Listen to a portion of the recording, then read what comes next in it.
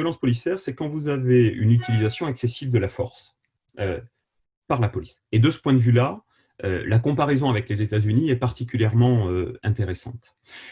Quand vous regardez cette utilisation de la force, elle n'est pas nécessairement une violence. Elle peut être adaptée à la situation. Et tout l'enjeu est d'arriver à distinguer ces deux situations.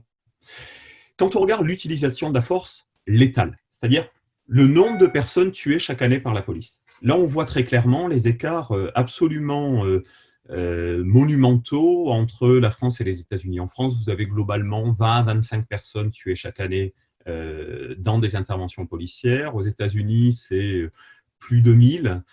Si vous rapportez ça à la différence de population, il y a à peu près entre 15 et 20 fois plus de morts lors d'interventions policières par habitant aux États-Unis qu'en France. Donc de ce point de vue-là, il y a un écart qui est énorme et qui tient tout simplement au nombre d'armes en circulation aux États-Unis.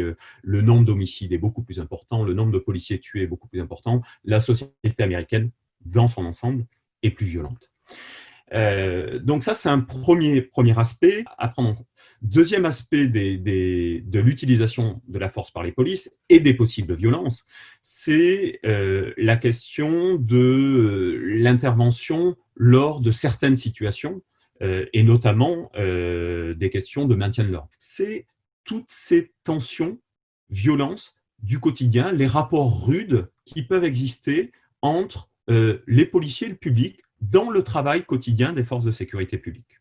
Ça peut être les insultes, ça peut être le tutoiement parfois, ça peut être l'utilisation de la force lors du déroulement de contrôles.